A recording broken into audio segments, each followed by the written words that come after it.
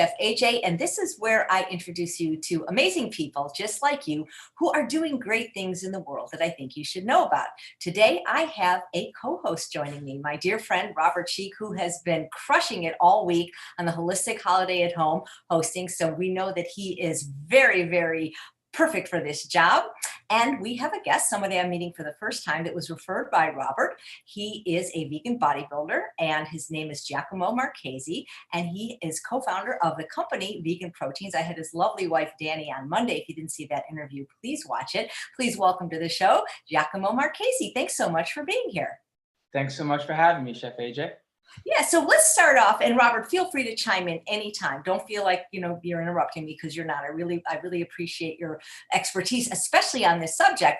So posted a wonderful picture of you on Instagram today, just an amazing photo, and I said tune in later. And most of the people were hearting it and saying, yeah, that's great, oh wow. And then a couple of people were like, oh yeah, well, he probably built that on supplements and vegan protein powder. So I'd like you to bust the myth that you can build muscles, even big ones like yours and Robert's, on a solely plant-based diet. And it's not because you built them on a carnivore diet or took a lot of supplements. So both of you guys chime in, because there seems to be this belief in the vegan community, and it's not true. Okay, well, where do we begin? I think when it comes to protein powders, they're more of a convenience thing and not a necessity. I don't have any particular opinion about them. However, what I can tell you there are so many different protein-dense plant-based foods, and especially when it comes to bodybuilding, where your focus is on your aesthetics and your lean body mass, there's really no reason to be chugging protein shakes when you could eat your food and enjoy it. And you don't need to eat meat, obviously, to get your protein in. So I feel like we've long since smashed that myth. And at this stage in the game, it's a matter of getting in nutritionally dense foods, focusing on your health while still getting in the right kind of foods to fuel your performance and recovery. Right. Well, I love that your wife said that almost the exact same thing on Monday. And she also said it from the standpoint of she really just prefers to eat her food than to drink her food. Yeah, 100%. And honestly, I do like protein shakes because I'm a busy person. So I do choose to include them, but it's not out of necessity or because I feel like I need them. I enjoy them because I think that they're convenient. That's good. Robert, is it true that when you started out, you were using a lot of them, but now you don't anymore? Yeah, absolutely. And that's just because that was part of the bodybuilding culture. And first, I want to go back and say, Giacomo has been vegan now for 15 years, a decade and a half, maybe longer. Giacomo, you can correct me. And he's been a champion bodybuilder, powerlifter, physique competitor. And so he has built for a decade and a half his body on a purely plant-based diet. I've had the wonderful opportunity to tour with Giacomo and work with him for the last 12 years. So it's an honor to be here as a co-host with you, Chef AJ, with one of my best friends in the entire world, Giacomo. And we still work together with Vegan Strong. We tour around the country whenever we're able to. And I just want to say, for people who question whether they're questioning Giacomo or Danny or me or somebody like that, I want to say that there's nobody who's more consistent with their training, with their nutrition, with their focus than Giacomo. He keeps a diary, a journal. He documents all of his workouts, all of his meals. There's that fly again. He trains. When we're on tour, he makes going to the gym a priority and those kinds of things. And that's how he's a champion athlete. And the same was in my DNA as well. I was in the bodybuilding culture, so I used lots of supplements. I was vegan before I was into bodybuilding, and so I was taking vegan protein supplements and vegan sports supplements and all of that. But what I found is that I actually achieved better results when I stopped all sports supplements almost 9 years ago. And so that's kind of our main message. Me, Giacomo, and Danny, we're kind of three people who have worked together for over a decade, tour and travel together. And our main message is simple, that plants have all the protein you need. That is a great message. Well, here's a question for both of you from a live viewer. What food should an active 6'6", 190-pound guy eat to gain muscle? Or is it about working out with heavier weights?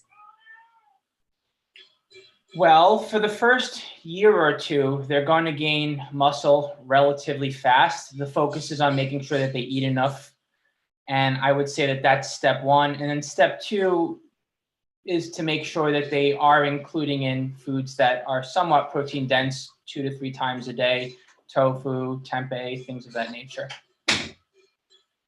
Great. Well, but isn't the muscle really from the lifting? I mean, if you just ate food and did no exercise, you wouldn't build muscle. Yeah, for sure. I mean, you have to learn how to move properly also. And I feel like when folks get into lifting, they want to push as hard as possible and they don't think about how they're moving and they wind up having all sorts of injuries and what have you. So I think the first thing is, well, it's important to focus on lifting heavy, but it's also important to make sure that you're moving well. So as somebody that really knows nothing about lifting weights, is there different types of competitions, some that are just more about how you look and some about how strong you are, or do they combine that?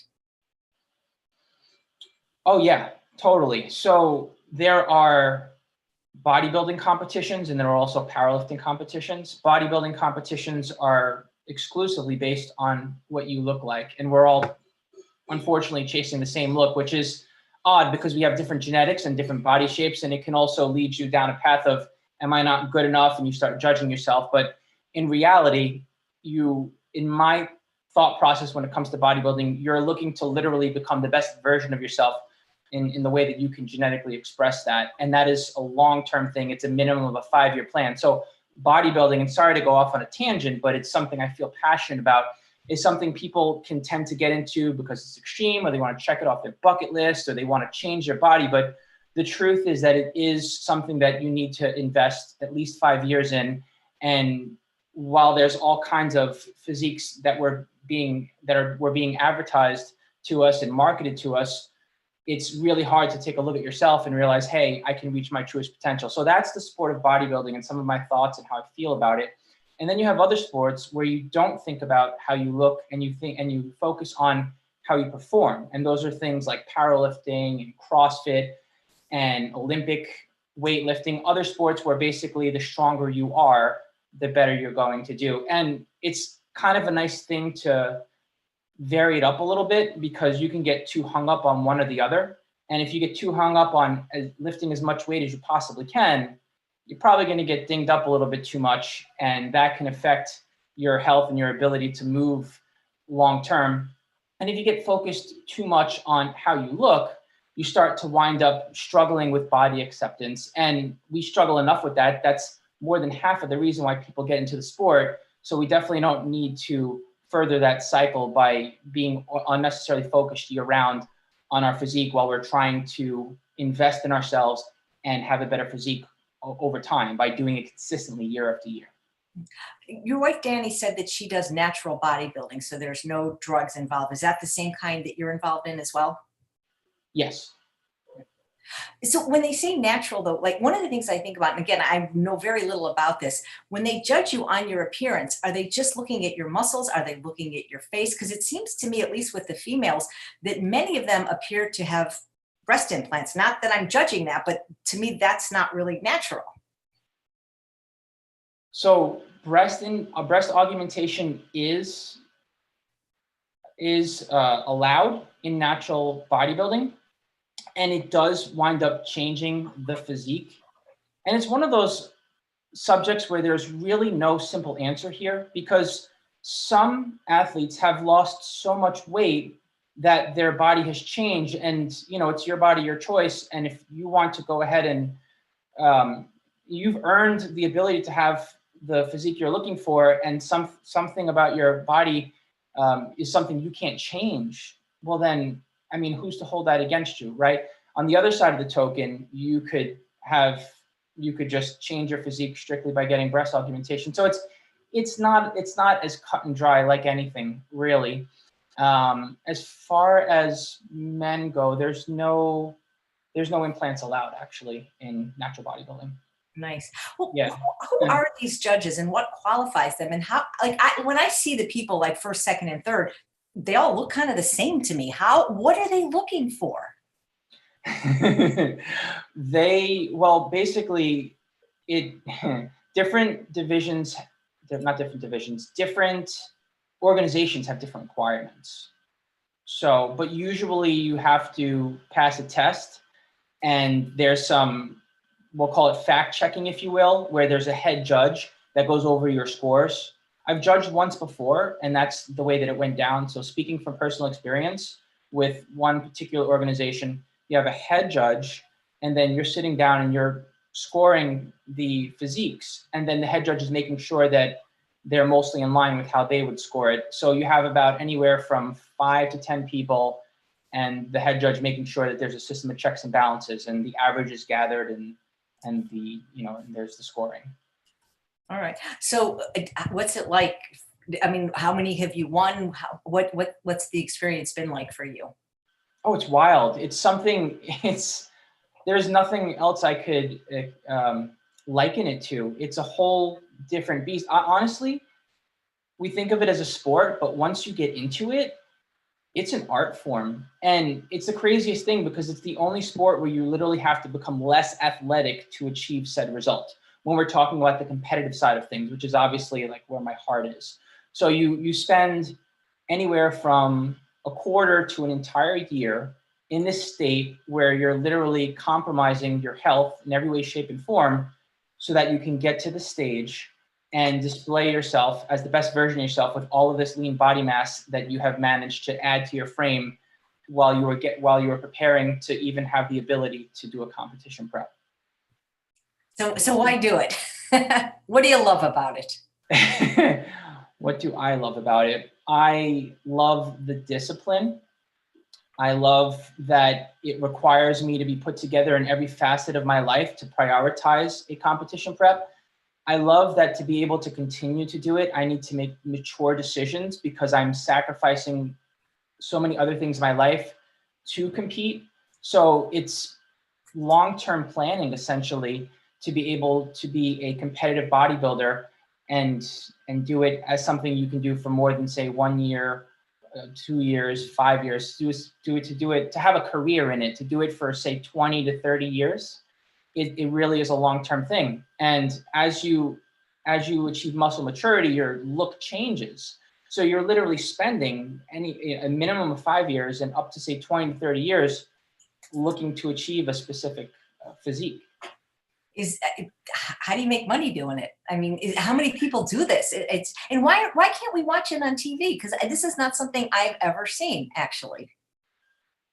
That is a good question. They did have the untested divisions, which have a lot more fanfare around them, publicly broadcast. As far as natural bodybuilding, it is a much smaller fringe sport. So that's probably why you can't watch it on TV.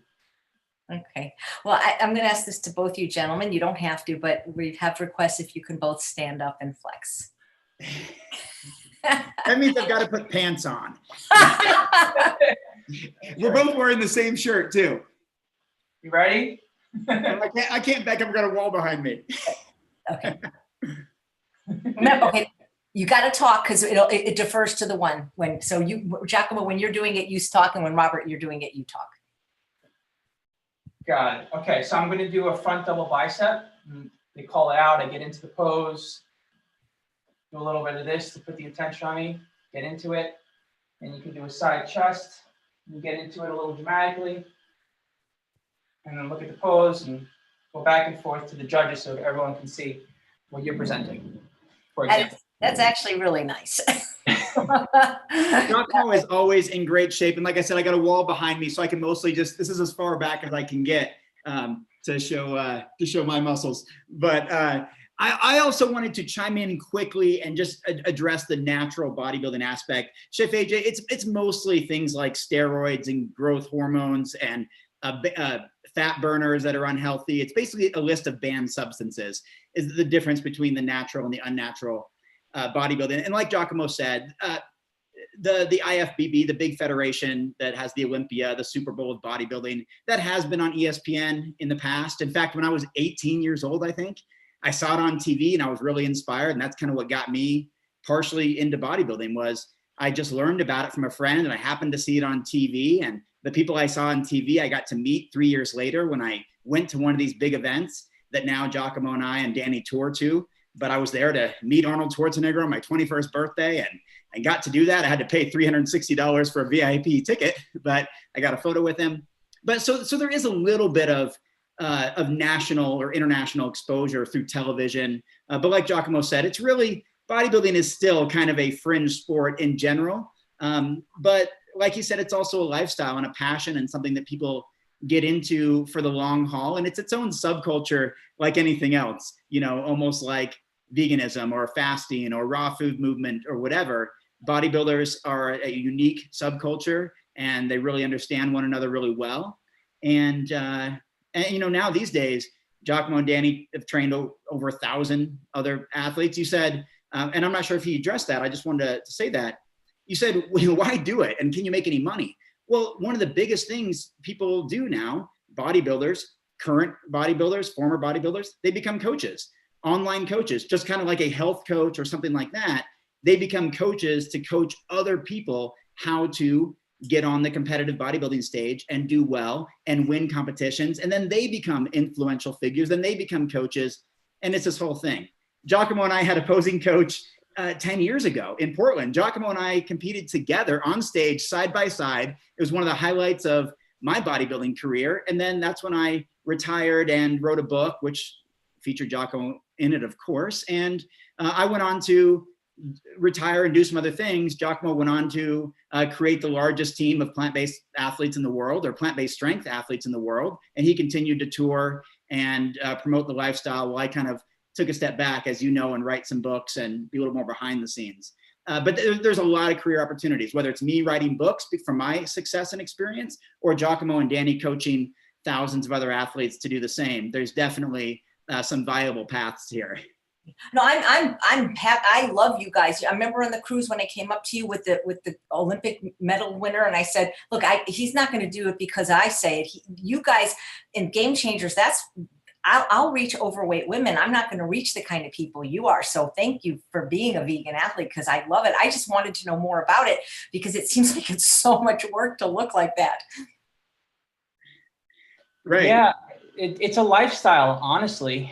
And part of me feels a little bit of guilt for sensationalizing it in any way, or feeding that, because it is something that is attractive.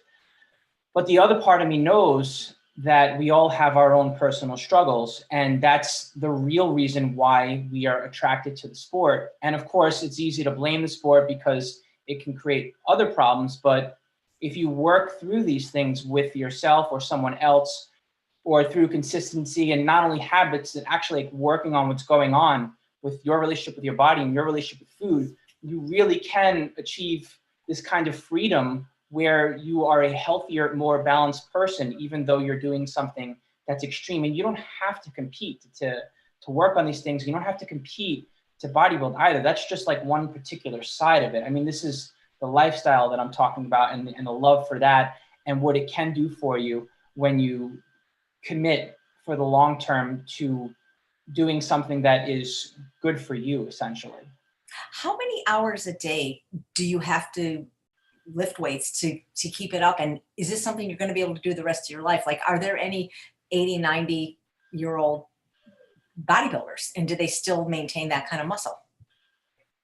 Yeah, I fully intend on working with others and also training myself for the rest of my life, as long as my body will allow in one way or another. I intend on doing that and eating in a way that will help me recover and help me perform. It doesn't require anything more than, say, 45 minutes of resistance training 3 days a week. You can have periods of time where you're doing it for 4 to 5 days a week for up to, say, an hour and 15 minutes to an hour and a half.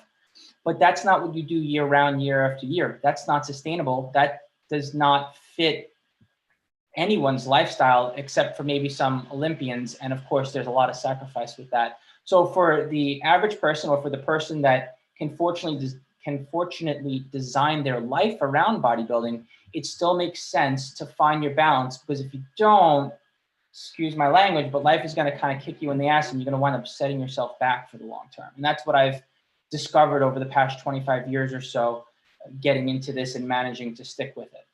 Great. A live viewer is asking, can a female over 70 still build muscle? Oh yeah, absolutely. I don't see any good reason why not. I mean, we do lose muscle in our 40s and 50s, but you can make up for that and also gain muscle, especially if you're newer to lifting. Yeah. Annie wants to know, do you do periodic training? Periodic training. I'm not sure what that is. Maybe training with the periodic table. I don't know what that is. So Annie, please clarify. So you're saying that when you're in a competition, you can't do any other kind of exercise. Is that correct? You can, but it's definitely preferable to focus on specificity when you're working towards a competition. I'll give you, Chef AJ. Oh, go ahead, Robert, please. Let me give you an example. So Giacomo and Danny founded Plant Built, the largest organization of competitive strength athletes. And they had this massive competition in Austin, Texas. And I decided I was going to come out of retirement to support them and participate. But as you may know, I had been running half marathons with Karen and doing 5K races. And I was kind of done with bodybuilding for a lot of reasons that we can talk about, from the injuries and setbacks and things that made me actually resent the sport, including feeling like a lot of pressure and weight was on my shoulders for all these years when I was one of the few people who were doing it. And so I was running, I was doing all kinds of other exercise, and I tried to make up for lost time, and I was lifting weights like crazy, but I was still running because that was kind of my thing. And what happened was I got to Austin and the competition, and I believe I came in dead last. And that was because I was still focused on running. I wasn't developing the muscle to the best of my potential and ability. I wasn't resting properly. I wasn't really taking it all that seriously. I was trying, but I was there to support Giacomo and Danny and all the athletes, Tori Washington and Derek Treesize, and many who really got Natalie Matthews, their big start in the public eye from that event. And I showed up, and it was kind of embarrassing. I was last place. And here I was, a former multiple champion bodybuilder, and wrote a book on the subject. But my mind and my head and my focus wasn't in the right place. And I think that's what Giacomo's getting at, that you got to have the right kind of training, the right kind of food, the right kind of rest. You can't just, willy-nilly, dilly-dally your way into it, or you're going to stumble and have the results that I found. And the results were dramatically different for Giacomo and Danny. Danny won her division in front of her family. It was this huge deal. It was amazing. And Giacomo, I think, was second place in a very, very stiff competition. And he looked better than I've ever looked in my life. And that's just a result of the environment he put himself through versus the environment that I put myself through. Great. Thank you. Everybody's asking where you guys get your t-shirts. We don't have these t-shirts in stock, but we did print them several years ago for Plant Built, which is something it's not completely off the table, but it's something we may do again. So unfortunately, they're not available, but if we do some sort of fundraiser and run a Plant Built-like event, we can potentially print more. But we do have vegan strong shirts, which is what we're doing right now while we're touring and doing our advocacy with several other vegan athletes at fitness expos. And it's at VeganProteins.com? The Vegan Strong shirts are at veganstrong.com. Ah, Vegan Strong. Okay. And those ones say Vegan Strong on the front, and plants have all you need. Plants have all the protein you need on the back. And we should send you one, Chef AJ. Those are the ones that Giacomo and I often wear and have been wearing during Holistic Holiday at Home. But because he founded Plant Built, I wanted to wear this today. I had no idea he would be wearing the same one. So we don't need to confuse people. You girls called each other off, right? What are you wearing? What are you wearing today? Okay, so I'm going to do the same. I love it. Yeah, no more Plant Built shirts right now, but the Vegan Strong and plants have all the protein you need are on veganstrong.com. I love it. So the Annie who asked the question about periodic training says what she meant is training harder for 12 to 16 weeks, then taking time off or backing off training for 4 to 6 weeks, and then rotating training from harder to easier to allow for recovery. So it sounds like it's a progressive overload where we're loading in the fatigue and then we're tapering off of the training to resensitize the body and to recover from the fatigue. And then we're able to then fully recover and load in even more. So yeah, a progressive overload like that is definitely smart. And I think the takeaway here is that once we start to become well-trained and we've been exercising for more than, say, 6 months, it makes sense to have these breaks anywhere from 4 to 12 weeks, where we take a week and rather than not training, we just go, we're not as, how do I say this? We taper off training. So in other words, instead of going at 100%, we're going through the exercises, the sets and the reps, but we're going at say 60 to 70% intensity. And this gives us the ability to recover and load in even more training in the future. Okay. BG wants to know if you do online training of people. We do. That you can find more about at veganproteins.com. If you submit a coaching inquiry, as long as we have space available on our rosters, I'd be happy to hop on a video call with you and find out where you're at and see if it's something that we might be able to do together on a one-on-one basis. Thank you. Julie asks, for an overweight person or a severely overweight person, do you suggest they lose weight before they start adding muscle, or just leave it or lift even if you are currently overweight? You can lift. You don't have to wait to lose weight before you start lifting. And this is one of those things where it can be a little bit painful or uncomfortable.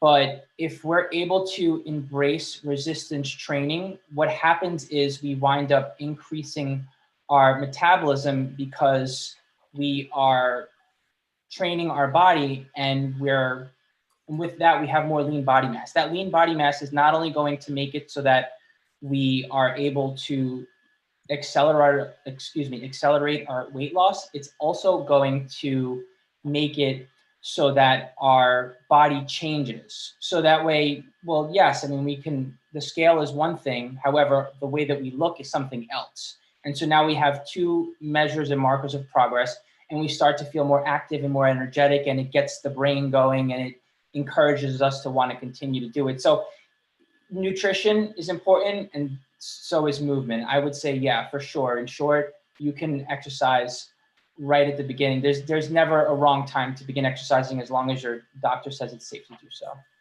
Perfect. Excuse me, gentlemen, for a minute. This is, in a time where we're having a pandemic, it's incredible that this becomes controversial, but I need to thank Sherry for using the super chat feature. She says, I met Giacomo at the Fitness Expo. He spent so much time talking to me, so very kind. And I see Robert at various events, equally as kind. Love these guys. So thank you. Oh, thank you so much, Sherry. We appreciate that. And I don't want to speak for Giacomo, but I think that's one of the things that we miss the most is we do tour to these events that have anywhere from 10,000 to 200,000 people at them, these big fitness expos. And we're out there promoting the plant-based lifestyle to a mainstream fitness audience of, like I said, tens of thousands. And that's one of the things we miss the most right now. And of course, we miss hanging out with each other because we used to see each other every single month out in California or Florida or Texas or Arizona or Ohio, where these events take place, Nevada. And we haven't been able to do that. So we're grateful to all the people that we get to meet on tour. And I have to echo that too, that the first statement she made about Giacomo at our booth takes the most time with each individual, partly because I think he's a coach. He really wants to find out where you're at and what you're doing. And so it's just such an amazing experience for us to do together as longtime friends. Nice. Georgette asks if either of you know about the natural B12 duckweed water lentil from Real Source Foods Company. Don't know what that is.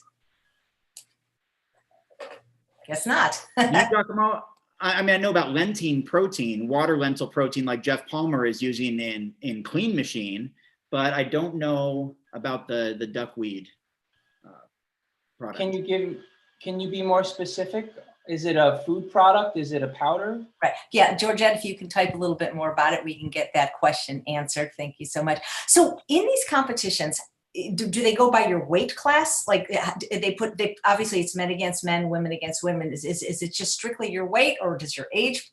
How do they decide who goes into what group? Well, it's a personal choice first. And of course, certain body types are better suited towards certain divisions, but you get to choose between different looks, which honestly has more to do with the way that you pose in some ways than your actual physique.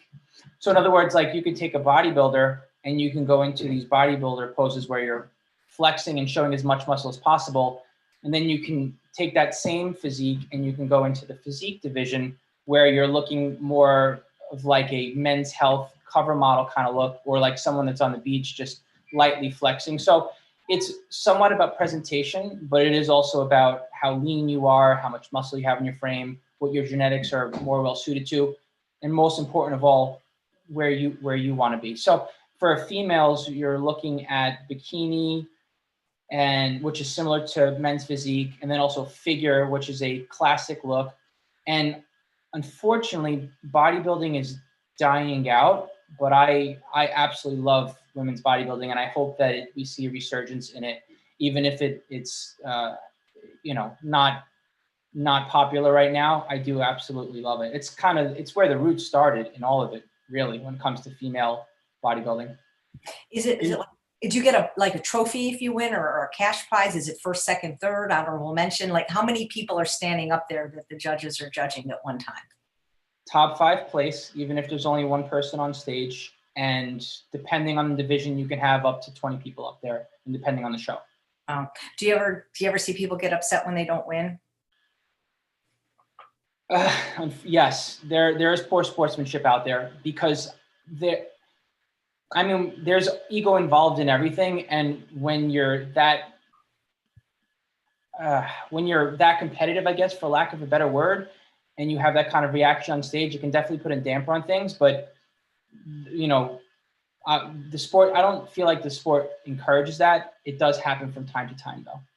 And the thing is to me, even if there was a 20th place, that person is like incredible to me. I'm never going to look like that. So I feel, and I know this sounds trite maybe, because you always hear this at the celebrity award shows, it's just an honor to be nominated. My feeling is if you're good enough to be on the stage, you're my hero. I'm never going to look like that. You've done something extraordinary. And so I think that's amazing. But I wonder if people that didn't win, that wanted to win, do the judges ever give feedback and say, okay, you know what I'm trying to say? You didn't win because your bicep was, do they ever tell you how you could do better?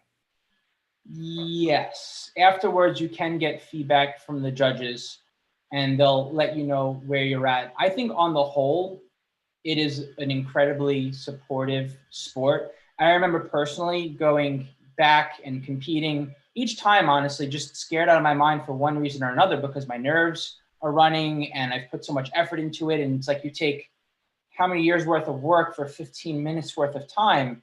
And so I'm like, oh my gosh, I get in my own head. And then I realize that everyone else is going through the same thing, and they realize the same. And so while we're all kind of in our own little personal bubbles back there, it is also pretty supportive, because we're all there for the same reason, to present ourselves as the best version of ourselves. So there is competing and there is placing, but it is very much so an individual sport. At least that's how I see it. So you guys always look shiny. What are y'all putting on yourselves? When you say always look shiny? Well, in the pictures, it looks like you have some kind of oil or some kind of moisture. All the pictures I see, you glisten. So you must be putting a product on, right? The thought process is so that everyone is judged fairly. Everyone looks the same, which is why the spray tanning is involved. And the glaze is something that you put on right before you go out on stage. And that just helps with the lighting so that your muscles show up and they don't get washed out. Chef AJ, if I could chime in quickly, I just wanted to add a couple really quick things, just to clear, and then I have a really short, funny story, Giacomo, I think I want to share. Just to clarify quickly, within bodybuilding, yes, many of the federations, it is based on height and weight. Giacomo was just saying there's many different divisions. There's classic bodybuilding, there's men's physique, there's all these different categories for women. And not only that, when he was saying there's sometimes 20 women on stage, that's how many can fit on the stage, but there may be 80 women in that division, because bikini, for example, is very, very popular, or figure is very popular. There may be 100 women within that certain height class for that division. So it can be very, very competitive. And like we said, Giacomo's wife, Danny, has won those events, which is amazing.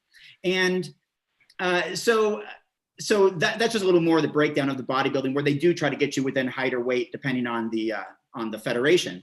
And so it is kind of an even, but then at the end, the overall title, there's like the the shortest height class to the next, to the next, to the next, or the smallest weight class to the next, to the next, to the next. And they have a champion of every division and then bring them out for an overall champion. So you may literally have a 5'5", 140-pound guy against a 6'2", 240-pound guy for the overall title. But you win your weight class or height class first. And also I wanted to mention, Chef AJ, you brought up a good point that everyone on stage is a champion, is a winner, right? And there are many people who come to bodybuilding who have overcome all kinds of things, including Danny, who talked openly about being a 210-pound teenager and overcame obesity to become this champion, figure or, bikini model, essentially. But everyone is there for a different reason. Some people have dropped 100 pounds or 200 pounds, so they may have some loose skin or they may have something like this. But they're there for their own reasons. And like Giacomo keeps saying, they're trying to be the best version of themselves. It's working really hard towards something to achieve something meaningful to you. And not everyone has the same genetics, the same natural look, and just has the best bodybuilding physique to fit the stage. But for some people, they overcame some sort of trauma, some sort of self-doubt about their own way they feel about the way they look, being comfortable in their own skin and saying, I'm going to stand there in front of hundreds of people or sometimes thousands of people and be proud of who I am. That's a big part of the sport as well. And that's what makes the camaraderie so tight, is that everyone is there who did a lot of sacrifice, a lot of hard work, and had to believe in themselves when other people, including their own friends and family, didn't believe in them. And so they earned that spot to be on that stage. And I want to tell you a funny story. It was the last competition I think I ever did before I retired. Giacomo and I we were working on a documentary film, and unfortunately never got finished. But we flew out to Arizona to compete. And speaking of the glistening that you need to put on, right? You're gonna like this one, Chef AJ. There was a guy backstage who was spraying Pam oil all over himself, and I'd never done that before. And so Giacomo and I, during the middle, there's like a 5-hour break between pre-judging and the finals, the championships. We're like, you know what? Let's try that. We've never done that. So we went to the store. We got this Pam spray, and I was the first to go on stage. And with only 30 seconds to go before I had to be out there, I forget who it was, but somebody was spraying me down like crazy. I went out there with tan streaks, finger marks all over me, and I was dripping to the point that I was afraid I was going to slip and fall. My mom was in the audience. My sister, my brother, they'd all flown from Oregon to watch me in Arizona for this documentary film. And I was just trying not to fall on the ground, and I was dripping this greasy stuff, and I was smiling. The audience was wide-eyed and stunned, like, what is wrong with this guy? What is he doing? And I went backstage, and the promoter of the whole show said, what were you doing? You were embarrassing yourself. And that was the last, I think, and I was like turning green because the mixture of the oil and the bronze, and it was the last real major competition I did. And then I went to write books and leave it over to Giacomo. And he didn't touch the Pam spray. When he saw what happened to me, he's like, that's not for me, when he got on stage. So those kind of things happen sometimes. It's just the nature of the sport. That is hilarious. And I hope I'm not sounding judgmental of the sport. I'm just trying to learn. I mean, I am impressed with anybody that can look like you guys. No, you're not. You're not. I just wanted to explain some of the more details and some of the reasons people get into it, because you did mention that. Like, it's just it's accomplishment to be on stage. And for so many people, it is. Even when I was last place. You have to know the amount of time that went into creating that. Even people that have more muscle than others, nobody's born looking like that. You had to take a lot of time out of your day to do that. Right. And that's why Giacomo says, a 5-year plan, if you want to position yourself to be in the best and not be the Pam spray guy who's slipping on a slip and slide, just trying to stay on his feet. In the plant-based world, we've always said that Pam is a scam and we shouldn't be using it. So there right. We can thank Jeff Novick for that too. I would love to see a photo of that. That's hilarious. So Ellen asks, why is there a difference between competition weight versus one's normal weight? Can one compete at their normal weight? Well, the competition is not a sustainable look. It's somewhere where we're just not meant to go naturally. You're literally a starving person with muscles, essentially, when you're competing. So when you really think about it, yeah, I mean, you can become a smaller and smaller person, but to become a small person with large muscles is completely counterintuitive to the way the human body is meant to be. So that's where I feel like it borders on an art form, and it is definitely a temporary look, and there are consequences to getting there. So that's why I feel like it's important to know what you're getting into, maybe have someone to work with or do your research, and then of course have an exit strategy so you can get back to a normal, balanced, healthy place. Now, Giacomo, I know you talk very openly on the Switch for Good podcast that you at one time struggled with an eating disorder. Do you think it came out of your participation in the sport, or would you have maybe gotten one anyway? That's a good question. In hindsight is 2020. I know as a child, I struggled with body image. I initially struggled with, I struggled socially. I was bullied a lot. So that definitely affected that fueled my fire to have a specific body image so that I was someone who was treated differently. And I don't know that that's something I've ever truly been able to process, but that definitely got me into the sport. As far as struggling with an eating disorder, I think without actually sorting out all of my emotions and my feelings and my struggles coming of age, when I started doing the sport, I never unpacked that. And what it led to was me just feeling disappointed. And then of course you throw the competition into the mix, and I didn't know what I was getting involved in. I'm like, oh cool, this thing is I found the magazine in the train station and it was like natural bodybuilding. And as a kid, I was like, no steroids. So I was like, cool, I'll do this thing. And I had no clue what I was getting into. So yes, that first competition definitely put me over the edge. And then I wound up struggling. But honestly, I had my own personal struggles anyway. And I think bodybuilding just brought them to the surface. There was a day, I had a couple low points in my life in my 20s, but there was one day in particular where I'm like, I can't have muscle and be lean. And I just don't like the way that I look. So I'm just going to not have muscle and be lean. But I wasn't happy with that either. And that led me to like a real downward spiral that I managed to come out of. In the past 10 years, I've basically been finding my happy place for the long term. So it's tough to give you a clear answer because like anything else, there are no straight answers. But long story short, I struggled with disordered eating and then an eating disorder because I was unhappy with my physique, because I was unhappy with myself. And I never understood the reasons until I was already in that dark place. But I also found the ability to heal by continuing on the journey where I was able to still focus on my physique, but doing it in a balanced way, focus on my relationship with food and find freedom in that. You know, I got back to understanding what was on my plate, how to balance what was on my plate. And nowadays, I don't think twice. I don't measure food. I don't think about carbs, fats, and protein. I don't think about how much I'm eating. It's gotten to the point 25 years later where it's not an obsession. It's not a habit. It's just who I am and what I do. I'm able to maintain myself without getting caught up in the details of this thing has X amount of nutrients or this food is good for me or not. Like I'm able to enjoy a cupcake here or there. I'm able to eat nutritionally dense foods. I'm able to eat enough food, and I'm able to eat the right combinations of food where I'm a balanced human who is still a competitive athlete. That's not something that happens in the blink of an eye, and it is something that you have to go through in essence to get there. Yeah, that's very helpful. Thank you for talking openly about it, especially as a male, because it's not something you hear about. I know males do have that, but they're not always forthcoming. Not a problem. Thank you, Stephanie. This could be for both you guys. The dedication of training will likely lead to a lifetime of activity, but when do you see yourself actually retiring from the sport, and what do you see yourself doing afterwards? I honestly don't. I haven't crossed that. That thought hasn't crossed my mind. It probably should. But if I had to be realistic about it, I would say that if I make it to old age, probably in my late 70s, early 80s, I might look to just put the stage in the past. But who's to say what's going to happen on the way there and if I get there? That's right. Well, that'll be incredible to see your journey. What about you? Well, Robert, you are retired from the competitions right now, aren't you?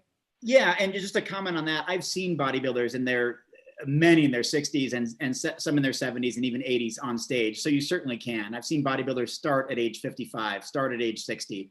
And so it's something that you can do for a very long time. for me, Chef AJ, I actually retired technically from the competitive bodybuilding at age 29 or 30. And part of that was because I had a dream since I was 8 years old of being an author. I wanted to be a writer. And so bodybuilding opened up those doors for me to do that. And so bodybuilding, you know, my story of gaining almost 100 pounds on a plant-based diet from a skinny farm kid to champion vegan bodybuilder allowed me at age 30 to release my first book and then write 4 more books after that. And so that's what I always wanted to do. And that's what I still want to do. I still lift weights for the fun of it. I don't train nearly as often as Giacomo, and I'm not as big or strong as Giacomo or other people, but I also stopped comparing myself to others, which was also very, very difficult. It was a hard emotional thing to do, always being in the spotlight and being recognized as the vegan bodybuilder guy. I chose to step away from that and write. And so that's kind of what I'm doing in my retirement, but I still enjoy exercise, and I think it's just part of who I am. You know, sometimes I wonder if muscles to men are what weight is to women. Because I mean, I don't think we intentionally compete, but that women always seem to want to be thinner, even if they're thin. And men seem to always want to be more muscular, even if they've got big muscles. Yeah, you see that a lot, Giacomo, right? You see that all the time, right? Yeah, I mean, there's all kinds of stereotypes out there. I don't like to think of gender stereotypes. Unfortunately, they're there. I like to think that when it comes to bodybuilding, it's kind of a free-for-all where you can, what's the expression I'm looking for? Raise your freak flag and let it fly.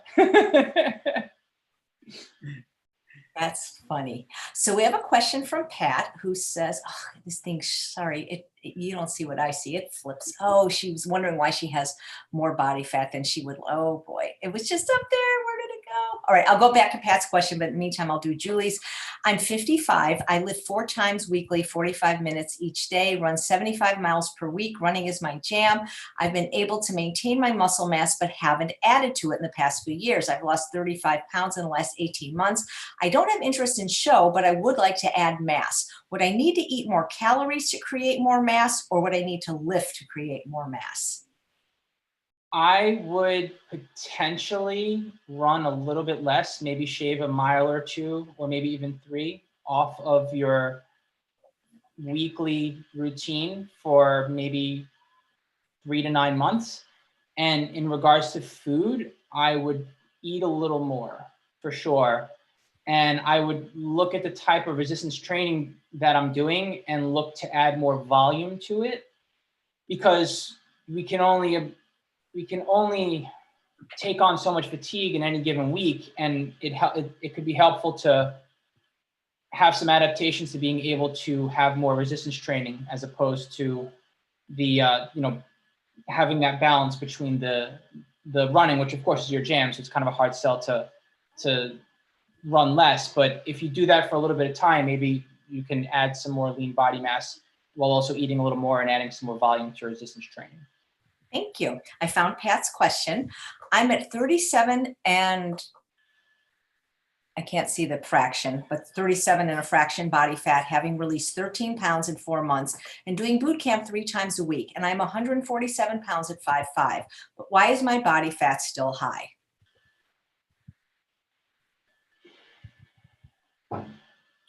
So as far as why your body fat is still high, so body fat has nothing to do with your ability to perform and your ability to be strong. You can, I mean, and quite frankly, I think it helps to have more body fat when you're looking to perform and be strong, as opposed to trying to be too lean, because you limit your potential. That being said, if the goal is to lower your body fat, I think that you can continue with a similar regimen activity-wise and take a look at what you're eating. My first call to action would be to keep a food journal for 5 days, find out how much you're eating, and then look to eat and look to change that, essentially. Or just, if you don't want a food track, just think about what you're eating and maybe have, 1 less apple or half the amount of oats you're normally doing, something like that, basically. So yeah, those are some of my thoughts. Great. What is your favorite pre-workout food? You both can answer that if you like. My favorite pre-workout food It depends. In the summertime, I rely more on fruit. In the wintertime, I rely more on oatmeal. And I do tend to have a protein shake before I train. I do like bananas and berries in the summer, and I prefer apples and pears in the winter. And you know what mine is, Chef AJ, and my colleagues, Giacomo, Danny, others, Vanessa, tease me about it. I like to carry around those little organic applesauce pouches from Costco that look like baby food. And so I eat those before workout and when I'm on tour, and my team always, teases me for eating baby food. So I actually took a big photo in the baby food section of Natural Grocers just 2 days ago and sent it to Giacomo and Danny. But for me, applesauce and bananas are my pre-workout food. I want that natural fruit sugar. I want that fructose. I want that energy. I want those calories that are in, about 120 calories in a banana, 45 calories in a pouch of applesauce, which I might have 2 or 3 of those, but it's easily digested. It's not heavy on the stomach, whether I'm doing a leg workout, a cardiovascular workout, or upper body weight training workout. That's the kind of fuel that's going to get me going and make sure I'm not hungry during the workout. And that's how I prefer to do it. Fruit as my fuel. Nice. Well, that's funny because I'm hosting a GI Health Summit, and you mentioned applesauce and bananas. Those are 2 of the easiest foods just for anybody on their GI tract. So very good. So everybody's asking us, the 3 of us, what B12 supplements we recommend. I don't really I just recommend people take it. I happen to take the one they sell at True North called Pure Encapsulations, but I have no real strong opinion on it. Anything that is methylcobalamin based and not cyanocobalamin based will metabolize better. And I prefer spray because I think it's convenient to put it in my medicine cabinet, and I wake up and I have a spray a couple times a week. Simple as that. And I just get something. I used to get it from veganproteins.com when they were, selling their stuff, or Vegan Essentials. And now I just get something from Costco. I just think B12 is important, and I just kind of follow the advice of Gregor and everyone else, and just make sure that B12 is part of the diet. And for me, that's the only supplement I take.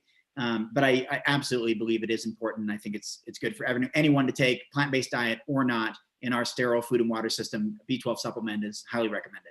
Absolutely. So, you're going to get this question, fellas, because every guest gets it, even if they're not an athlete. What do y'all eat in a day? And I guess maybe it makes a difference if you're in training mode or not in a show.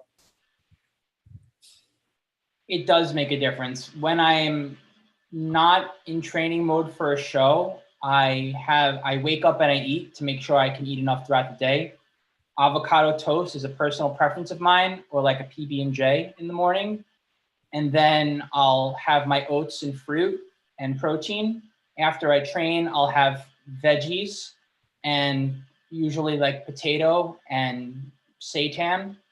And then later on in the day, I'll have a snack, maybe a piece of fruit, maybe a bar, maybe beans and rice, honestly, whatever I'm in the mood for. I really do try to be flexible while still focusing predominantly on whole foods. And then at the end of the day, whatever we eat together, Danny and I really try not to overthink that when I need to make sure I'm eating enough, so that there's some variety. I'm not literally feeling like I'm on a meal plan or like I'm a machine. I need to eat the same things all the time. So, and sometimes we'll order out or go to a restaurant, obviously ordering out now. But when I am preparing for competition, that's when things start to change. And that's when I have to start making some concessions, because I'm eating less, but I still need to feel full and satiated. Again, whole foods are going to keep me satiated because they're nutritionally dense, and they tend to be voluminous, meaning that I have more food on my plate without as many calories. And then I can shorten my feeding window. Instead of eating first upon waking, I'll have maybe my first meal be around noon, and then my last meal be around 8. So I'll have smaller meals that are larger, and that tends to be more satisfying. And Chef AJ, for me, I'm going to use the same answer that Dr. T. Colin Campbell used today. I make whatever my wife Karen makes, or I eat whatever my wife Karen makes. And we both have wives named Karen. They both keep us well fed and nourished. And that's really my honest answer. I'm 25 years into a plant-based diet, and I'm one of the laziest people out there when it comes to preparing food. That is why I eat applesauce out of a pouch. That's why I eat bananas, because they're the easiest fruit to eat. That's why I eat berries. That's why I defer to my beautiful wife, Karen, to make amazing soups. Giacomo, you know the soup I'm talking about, that kale soup, the one you have when you come visit. Unbelievable, right? With the white potatoes and the kale and the flavor, and we make big batches. So, Karen's been making soups and salads and curries and international cuisine. She'll make oatmeal for me, very generous of her. Burrito bowls, my favorite. One of the few things I can kind of make a little bit on my own. We had some pizzas last night, lasagna, but we had 9 different vegetables in a salad she made the other day. And so that's my answer. I roll with Dr. T. Colin Campbell, that our wives, Karen, keep us well-fed, well-nourished, and on the right path. And, you bring up a great point. Most men, are lazy. I mean, I think most people are. It's not laziness, it's energy conservation. And when women say, I can't get my husband to eat healthy, don't make anything else. And that's how you get your husband and your kids to eat healthy. That's all there is. And guess what? When they get hungry, they'll eat it. Healthy Home Cooking asks, I've been doing strength training with dumbbells for about a year. How do you know when it's time to use heavier dumbbells? I wouldn't necessarily focus on using heavier dumbbells. I would focus on making sure that you're doing more work. So you can change up the rep ranges. You can make sure that your tempo is what it needs to be. So are you rushing through the exercises? Are you moving fluidly? That's question number one. And then once you are, you can focus on increasing the amount of times you train certain body parts. So instead of doing your, dumbbell bench press once a week, you can do it twice a week, for example. And now you're doing more work. And then you can also increase your rep range. So instead of doing, say, 5 to 10 reps, you can do 10 to 15 reps. And instead of doing 2 sets, you can do 4 sets. But there's this overemphasis on trying to up the weight over and over again and comparing progress or lack thereof to that. And it sets someone up to feel like they're not working hard enough.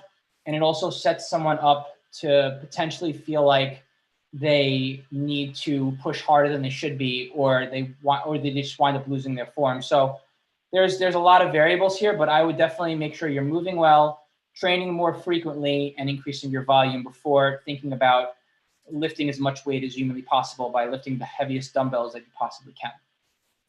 That makes sense. If you are going to make a t-shirt, people love when you said fly your freak flag. So maybe one could say that, because that would be amazing. That would be really, really funny. Well, it's been really fun talking to you guys. I love having you on, Robert. So, Robert's my go-to guy, because very early on in the show, when I wasn't sure that I would get people, or, he's like, anytime somebody cancels, he'll come on. But luckily that hasn't happened yet. Or if it has, it's somebody else just wanted the spot. So I really appreciate you being here, Robert. You have such a love bug, and you're so good at this. So thank you. Well, thank you so much. I really just got a lot of practice being the host of Holistic Holiday at Home. And when I was first on your show, I have to tell you, Chef AJ, the very first time I had to take a nap afterwards. I was exhausted because of my anxiety. I was so nervous. I didn't sleep well the night before. I was thinking, I'm going to be a guest on Chef AJ's show. And it just racked my brain. It stressed me out. And I was sweating. I had to change clothes afterwards. And I told Karen, that took so much out of me. And now I'm doing that 3-4 hours a day with all these wonderful guests, many of whom you've interviewed. And so I think I just adapted a little bit, but I appreciate your feedback. And I thank you for your support. And I will be happy to join your show anytime, especially with one of my best friends in the history of the world, Giacomo Marchese. Such a pleasure to see you, my good friend. So thank you for having me. Thanks to you, I've got Natalie Matthews coming up, and maybe John, Badass Vegan, and maybe you can get me Tori Washington, and even Nimia Delgado. It'd be amazing. And then you can do my part. It was so nice to meet you, Giacomo. I think you're amazing, and your wife is beautiful. And I'm sorry it's taken me so long to get to know you guys. This has been nothing short of a pleasure. It's an honor to be here and share my story and find a way to get the word out there for the vegan community and beyond. So thank you. So, when I was listening to you talk about the difference of your eating, training, and not training, really all you're doing is eating a healthy, calorically dilute, nutrient-rich vegan diet when you're training, which is what we recommend to people for weight loss and actually beyond. I mean, you can, the way you're proposing to eat, it's still very healthy. Oh yeah. Yeah. I think we get caught up with dietary dogma, and we start to think that we're more different from each other than we really are, because we have a specific message for certain groups of people. But when you really break down all the walls and you get into these layers, you realize like we're really not that different. We just have a specific message, but honestly, we're all pretty much working for the same thing: eat plants, stay strong, be healthy, essentially. Beautifully said. And I think the take home message for the day, everyone, is don't eat Pam and don't wear Pam. And that plants have all the protein you need. Absolutely. Thank you guys so much for being here. Come back in an hour when I'll be interviewing Kim Campbell for part of the Holistic Holiday at Home, and she'll be making amazing recipes. Thanks again, Robert. Thanks again, Giacomo. Take care, everyone.